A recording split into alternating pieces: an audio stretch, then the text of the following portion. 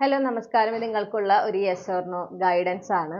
അപ്പോൾ നിങ്ങളുടെ മനസ്സിൽ ഒരു യെസ് ഓർ നോ ചോദ്യം ഉണ്ടെങ്കിൽ അത് ആ ചോദ്യത്തെക്കുറിച്ച് ചിന്തിച്ചുകൊണ്ട് ഇതിൽ നിന്ന് ഒരു ചാം ചൂസ് ചെയ്യുക. ചാം 1 അല്ലെങ്കിൽ charm 2.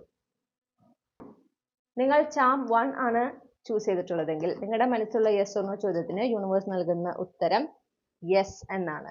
Okay, rise up, this is your moment of truth. ഇത് നിങ്ങളുടെ സമയമാണ്.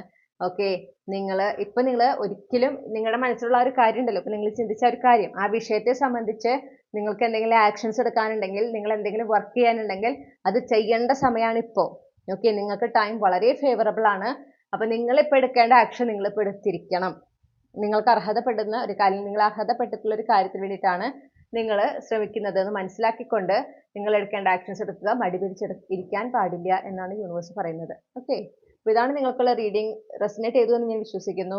നിങ്ങളുടെ ഫീഡ്ബാക്ക് കമന്റ് സെക്ഷനിൽ അറിയിക്കുക. Thank you. നമസ്കാരം.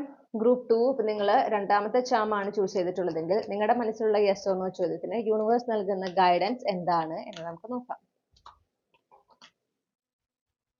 നമുക്ക് 2 കാർഡ് കിട്ടി. രണ്ടും 2 എക്സ്ട്രീമിൽ നിൽക്കുന്നതാണ്. ഗ്രൂപ്പ് 2ന്റെ മനസ്സിലുള്ള യെസ് ഓർ നോ ചോദ്യത്തിന് യൂണിവേഴ്സ് നൽകാൻ ആഗ്രഹിക്കുന്ന ഉത്തരം. 2 കാർഡ് വെച്ചിട്ടാണല്ലോ വീഴുന്നത്. Okay, thank you. May be. Okay, trust your intuition, the answer is within. അപ്പൊ ഇതെന്താന്ന് വെച്ചാൽ കുറച്ച് പേർക്ക് ഇതിൽ യെസ് ആണ്, കുറച്ച് പേർക്ക് ഇതിൽ നോ ആണ് ഈ കളക്റ്റീവില്. ഓക്കെ, അതുകൊണ്ടാണ് ഈ മേ ബി എന്ന് വന്നിട്ടുള്ളത്. ഇൻ ദ സെൻസ് നിങ്ങളുടെ ഇൻറ്റ്യൂഷനിൽ എന്താ പറയണത്, നിങ്ങളുടെ ഉള്ളിൻ്റെ ഈ ഒരു കാര്യത്തെക്കുറിച്ച് ചിന്തിക്കുമ്പോൾ അത് യെസ് എന്നാണ് പറയുന്നതെങ്കിൽ അതാണ് ഉത്തരം.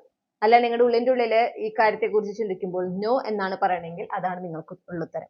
ഓക്കെ, ആ നിങ്ങളുടെ ഗട്ട് ഫീലിംഗ്, നിങ്ങളുടെ ഇൻറ്റ്യൂഷൻ പറയുന്നതാണ് നിങ്ങളുടെ മനസ്സിലുള്ള യെസ് ഓർ നോ ചോദ്യത്തിന്റെ യഥാർത്ഥ ഉത്തരം. അതിനെ ആക്സെപ്റ്റ് ചെയ്യുക. അതാണ് യൂണിവേഴ്സ് ഇവിടെ പറയുന്നത്. റീഡിംഗ് റെസനേറ്റ് ചെയ്തു എന്ന് ഞാൻ വിശ്വസിക്കുന്നു. നിങ്ങളുടെ ഫീഡ്ബാക്ക് കമന്റ് സെക്ഷനിൽ അറിയിക്കുക. Thank you.